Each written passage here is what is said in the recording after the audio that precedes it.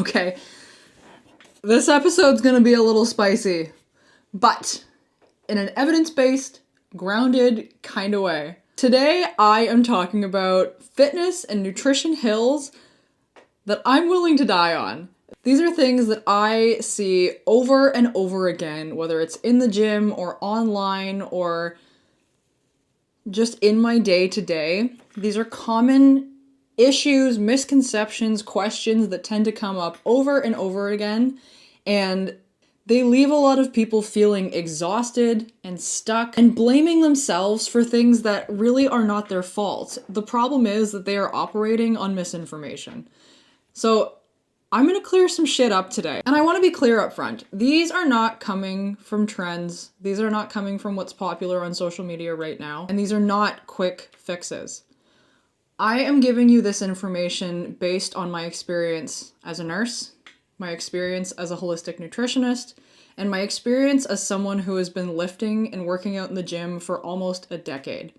A lot of this comes from a lot of trial and error and a lot of my own experience of trying things and failing at things and having to regroup and redo my plan and finding what works and finding what doesn't and diving into the research year after year to figure this shit out on my own.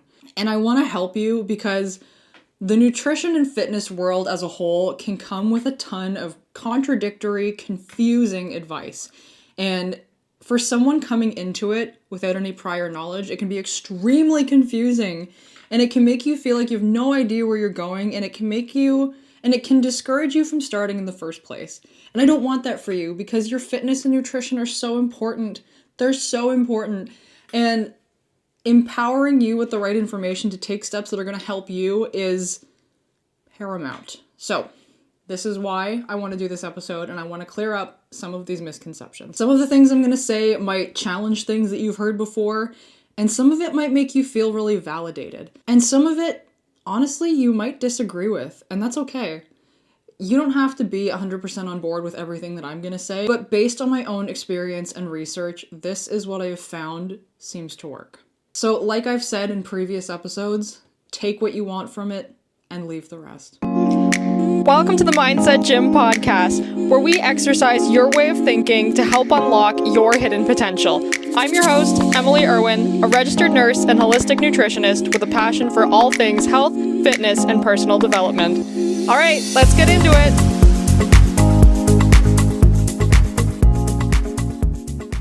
Hi guys, welcome back to the Mindset Gym podcast. Thank you so much for tuning in today. This is a bit of a fun episode. I am going to talk about fitness and nutrition hills that I'm willing to die on. These are points that I would be willing to argue until I am blue in the face. And I want to tell them to you, not to argue with you, not to challenge your beliefs, but really more to help clear some things up. Because I have spent years trying to figure this stuff out on my own, and I don't want you to make a lot of the same mistakes that I've made, and I want to empower you to start your journey with health and fitness with some tools in your toolkit. So let's just dive right into this. The first one that I want to talk about is the fact that you cannot eat intuitively if you've never tracked your food or learned about portion sizes. Let me explain. There has been a lot of talk about intuitive eating going around. And on one part of this, you listening to your body and learning to understand your body's hunger signals and eating when you're hungry, stopping when you're satisfied, and not pushing yourself to a point where you're overly full is amazing. And that part of intuitive eating, yes, I think you can implement that without having to track anything, because that is merely a practice of you learning to listen to your body.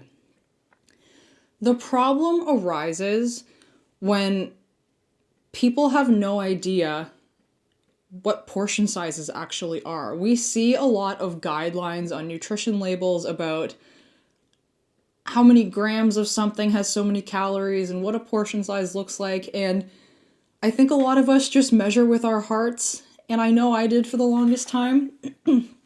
And I'm not suggesting that you have to track your food indefinitely. I understand that tracking your food can feel really cumbersome and really work intensive And for some people can just be downright inappropriate to do on a long-term basis. What I am recommending is that you instead take a little bit of time to track foods that you commonly eat, just so you can educate yourself on what the portion sizes actually look like. Because until you actually measure it out and see with your own eyes what it is, it's really hard to actually understand and put that into practice. And this is especially true for foods that are really calorie dense. So things like olive oil, things like peanut butter. You measuring what you think is one serving with no prior knowledge of what one serving looks like can cause you to be off by a factor of hundreds of calories, which if you are trying to lose weight, if you are trying to stick to certain goals, can completely derail what you're trying to do. And I don't want that for you. So this is something that I think everybody needs to put into practice for just a short period of time, really more as an education practice, not as an everyday habit. I am someone who tracks my food and has tracked my food for years, but I don't think everybody needs to do that. And in certain situations, I really don't think you should, especially if you are someone who struggles with a history of eating disorders. Tracking your food every single day might not be appropriate for you. This is not meant to be a daily habit. This is meant to be a lesson in portion sizing. Once you have a better foundation and a better idea of what typical portion sizes look like, then yeah, absolutely. Lean into intuitive eating and lean into fueling your body with what feels correct, because now you have a better idea and a better foundation of what you're putting into your body. You can't fix what you don't know, right? This is just about increasing awareness. The next one. Women should be strength training. Period. End of story. Okay? If you are someone who likes other modalities of exercise, running, Pilates, yoga, whatever, I'm not suggesting that you don't do that. If you love those things, amazing. There's a lot of benefits to other modes of exercise, and honestly, the biggest part of adherence long term is you doing something that you enjoy.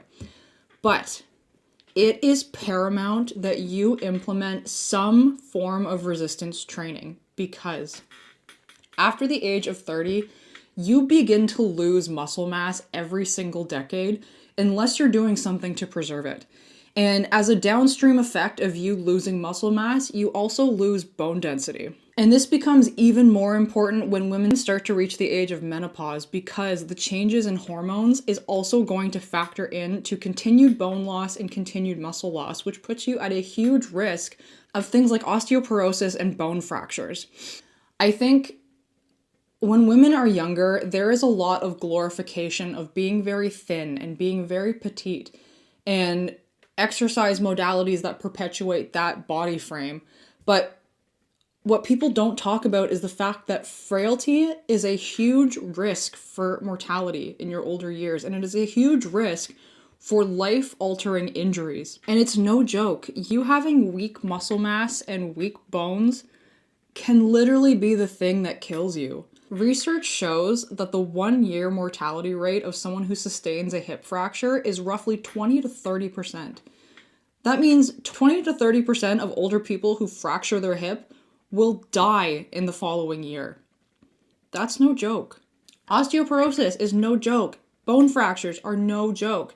And it's not something that just happens to you that you have no control over. You can take steps to protect yourself by building up your muscle mass, and as a downstream effect of that, building up your bone density. And you do that by resistance training. So this is not about achieving any sort of aesthetic and looking a certain way and following a certain trend. If that's a goal of yours, amazing, go for it. But what I'm really more concerned about here is your health and longevity. And other forms of exercise, while they are great in other facets, such as increasing stamina and VO2 max and flexibility and mobility, they will not protect your muscle mass and bone density the way that resistance training will.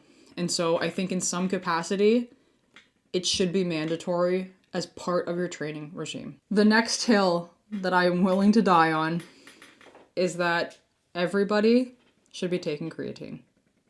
Now, this is going to sound a little bit controversial, because if you are not in the muscle and strength building sphere, Creatine's probably never been marketed to you as something that you should be taking, but whether or not you are strength training, there's benefits to you taking creatine. I want to caveat this by saying, if you have a specific medical condition, such as significant renal impairment, that would exempt you from taking creatine, I am not talking to you. This does not apply to you.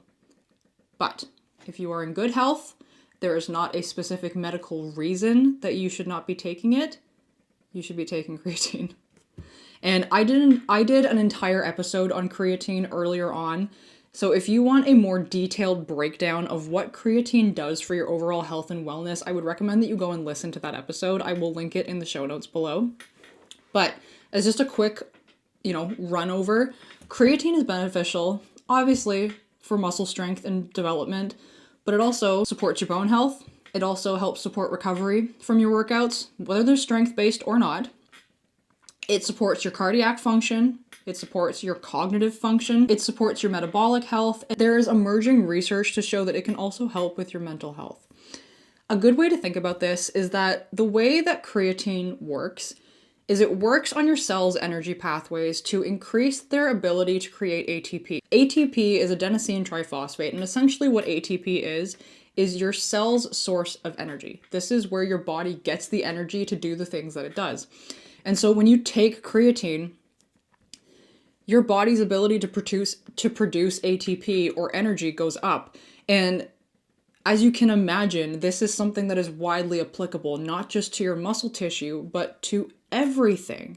Everything in your body uses ATP to function. And so you can see, thinking about it this way, how there is widespread benefits to using this, not just to building muscle. So this is a supplement I would recommend to almost everybody. And I would recommend that if you haven't taken it before, it might be worth looking into. Now, again, as a caveat, if you have a specific medical condition, or if you think you have a specific medical condition, or if you have concerns, or you want more personalized guidance, please talk to your doctor before starting this supplement, okay? I'm just your friend. I'm just giving you friendly advice. This is just my opinion. Do with it what you will. The next one. Exercising and eating healthy are hugely beneficial, but if you are doing those two things while neglecting your sleep and your emotional and mental health, you are missing a giant piece of the puzzle. And you are likely continuing to put yourself at a high risk for health complications down the line, despite the fact that you are prioritizing fitness and nutrition. Health and longevity and wellness is an all-encompassing sphere, and there are a lot of domains to it that require your attention in order for you to thrive as you age. And you paying attention to your nutrition and exercise is amazing, but you also need to pay some attention to your sleep and your mental well-being. First of all, your sleep, hugely important for your recovery and your well-being, and for your ability to perform and show up in the way that you want to show up the following day. Again, I've done an entire episode specifically about sleep, the importance of sleep, and tools that you can use to improve your sleep, and I will also link that in the description below. But you neglecting your sleep is going to negate a lot of the really good things that you're doing with your diet and your exercise. People who get really poor sleep repeatedly are more likely to gain weight. They're more likely to injure themselves in the gym. Their recovery is going to be terrible, which means any progress that they may have made is likely not going to be there. There's a lot of effects in the exercise and nutrition domain from you neglecting your sleep. Also, your emotional health and your mental health.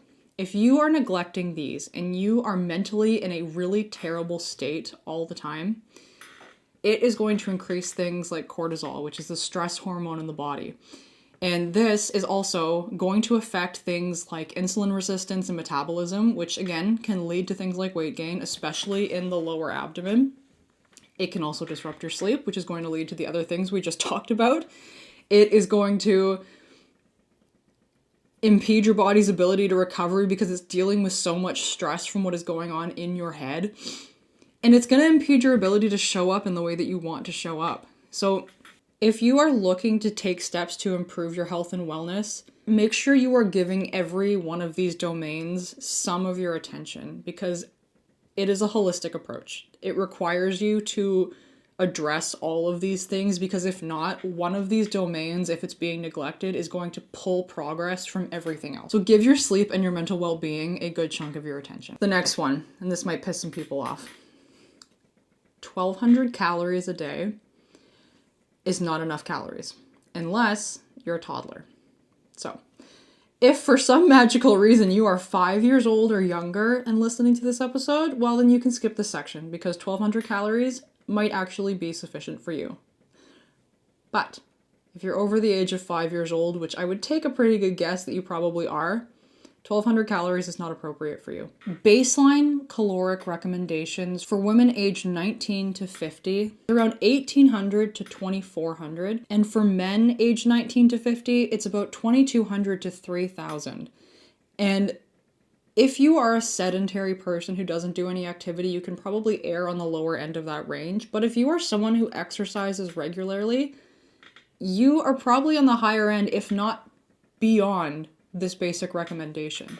Your caloric needs are a little bit higher than you probably think, and going on a long-term, extremely restrictive, extremely calorie-cut diet is actually going to hurt you in the long term and can cause a lot of risks, especially for women, for your metabolism, your hormone health, your cognitive function, your performance, your risk for injury, your ability to recover, all of it.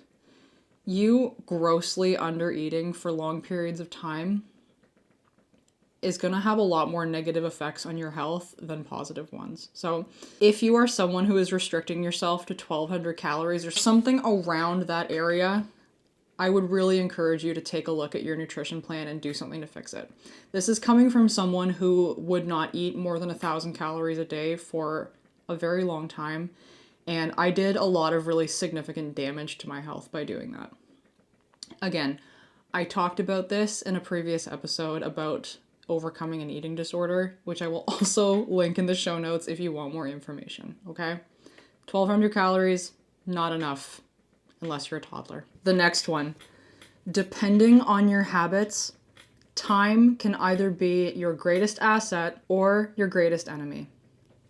Habits are one of those funny things. They're very small in the moment, and on an individual basis, as one thing that you do on one day, it doesn't feel like it moves the needle all that much. But habits compound over time, good and bad. So you deciding what your day-to-day activities are going to be as it relates to your health and fitness, every small decision compounds over time. So if you are taking positive steps, even if they're small ones, that compounds over time, and time ends up being your greatest asset, because all of the work that you put in creates this kind of snowball effect over time.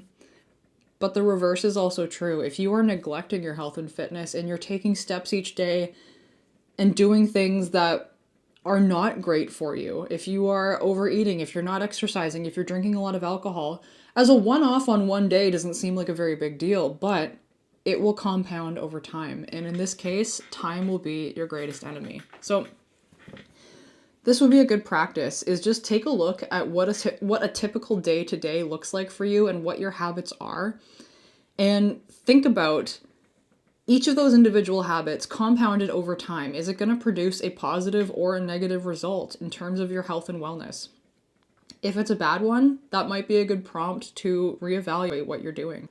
The next one. You do not need to earn your food with exercise. This was a mindset I found myself stuck in for a very long time, feeling as though I had to earn my food. If I was going to be eating a certain amount of calories, I had to go in the gym and do a ton of exercise and burn off all those calories ahead of time. Or if I ate something, I would have to go to the gym and burn off all those calories afterwards. You don't have to earn your food. Like I just said with the caloric recommendations, you still need a certain amount of calories, even if you are not doing any activity at all, just for your body to function. Your body just doing its daily things to keep you alive, your heart beating, your brain functioning, blood pumping through your body. everything that your body does on a day-to-day basis to keep you alive and breathing takes energy. It takes calories. It needs you to fuel it properly in order for it to function. You don't need to do anything extra in order to earn your food. Food is not something to be earned. It is a necessity to keep you alive. Next one. I was about to say number whatever, but I legitimately have no idea how many of these I've gone off, how many of these I've spat off so far. So the next one is form matters more than weight on the bar if you're strength training. You lifting with good form is going to get you way further than you just pushing the weight and trying to make your ego happy, even though you're doing it with bad form. And this was one I had to learn the hard way, because when I first got into strength training, as I think a lot of people do, I started making progress and it was really exciting and I really wanted to keep on that trajectory, and I started ego lifting, which, if you've never heard of the term ego lifting, it is lifting heavier weights than you should be lifting just to make your ego happy, because it makes you feel strong and it makes you feel really cool. But if it's an amount of weight that is not appropriate for you because you can't do it with proper form, first of all, you're not going to make a lot of progress from that, or if you do, you're going to be training really bad movement patterns. And it also puts you at a huge risk of injury, which is what ended up happening to me on a couple of occasions. Is I ended up injuring myself from lifting too much weight with bad form. And when you injure yourself, you end up setting yourself back for a much longer period of time than if you had just lifted with correct form to begin with and slowly worked your way up in a proper fashion. So form over weight all the time, please. Last one. Women are not small men. And this was a phrase coined by Dr. Stacy Sims. Dr. Stacy Sims is an exercise physiologist, nutrition scientist, and expert on female-specific training and nutrition. And she has talked a lot on several platforms about female-specific approaches to diet and exercise. And she talks a lot about the fact that oftentimes what happens is that a lot of research in the past that was done on diets and exercise and how people should approach their fitness and nutrition were only done on men. As with a lot of studies years ago, women were often not included in the clinical trials. Instead, the trials were done with only men, and the results were generalized to women. Emerging research is showing that in many domains of nutrition and fitness, women following the guidelines that were set based on clinical trials involving only men is actually hurting their progress. We are fundamentally different, and we need different approaches to our fitness and nutrition. Now, if you are wanting a more detailed breakdown on this information, I would recommend that you check out Dr. Stacy Sims' work on this topic. She has 2 books that focus on female physiology, training, and nutrition. The first one is called Roar, and the next one is called Next Level. And along with this, she has made several appearances on other podcast episodes. Ones that I've listened to recently that I would highly recommend are Diary of a CEO and the Mel Robbins podcast, and she talks about her research and the notion that women are not small men in both of these episodes. So I would encourage you to dive into her research a little bit more, because she's going to be able to give you a much more detailed breakdown about this than I am in a few minutes. But because of things like our female-specific hormones, our menstrual cycle, and our energy metabolism, we have unique physiologic traits which require unique approaches when it comes to our diet and exercise. And I'll just quickly give you a breakdown of a few things to be mindful of that are typically generalized based on research involving men that are actually not good approaches for women. And the first one is that women should not be training fasted. And Dr. Stacy Sims talks about this quite a bit, because it's a commonly accepted notion that training fasted or training without eating anything beforehand, or like training on an empty stomach, things like that, can be really good for performance and weight loss and things like that. However, this is based on research on men. And if you implement these practices for men, it works really well. But it doesn't work the same for women. Women's bodies are much more susceptible to stress. And part of the reason for this, if you think about it from an evolutionary standpoint, is years and years ago, it was the man's job to go out and hunt for food. So if a man is functioning on no fuel, no food, The body's drive is to increase your focus, and increase your performance, and increase your ability to go out and find food. Whereas for women, we were typically staying at home and having children and maintaining the household and whatever. And our bodies adapted for that. And so whether or not that is your lifestyle or your goals is irrelevant now, but if you are training on an empty stomach and you are not fueling yourself before you do any sort of activity, the female body does not see that as a way to improve your focus and performance and metabolism. Instead, it triggers a severe stress response. It reduces reproductive hormone signaling, it increases cortisol, can significantly impede your performance and recovery. And there are differences as well in terms of the actual fitness modalities that you put into practice. And an example of this is that women typically handle volume training better. So if you are strength training, adding a lot of volume in, women actually tolerate that better. And in terms of cardiorespiratory fitness or cardiovascular exercise, women tend to respond better to high intensity, short bursts of cardio than they do to long endurance type bursts of activity. It seems to be more effective long term for improving fitness and body composition. And another note that I will make that applies to men and women, but very specifically to women in this case, is that your recovery is paramount for you making progress with your fitness. Women's hormonal systems are a lot more sensitive to accumulated stress. And so if you are not taking an appropriate amount of rest days, if you are pushing yourself too hard in the gym without giving yourself a chance to recover, if you're neglecting sleep, like we talked about a little bit earlier in this episode, women are going to be more sensitive to that than men, and it is going to hurt your progress in a more profound way. So if you are a woman and you are trying to work on your health and fitness, you prioritizing your rest and recovery is just as important as what you're doing with your nutrition and fitness. So I will leave it at that. Women are not small men. Please look into Dr. Stacy Sims' research on this topic because she has a lot of really useful points about training and nutrition recommendations specifically for women. Okay, that is what I have for you today. These are my fitness hills that I will die on and I will continue to argue and advocate for because I want to see you succeed. And I don't want you to be spinning your wheels in the mud and going nowhere, operating on misinformation. Okay? Thank you for tuning in, and I will catch you next time. Hey, thanks for listening to the show. If you like the episode, don't forget to like, subscribe, leave a review, or share the show with a friend. Your support helps the show reach even more incredible people just like you. Thanks again for tuning in, and I'll catch you next time at the Mindset Gym.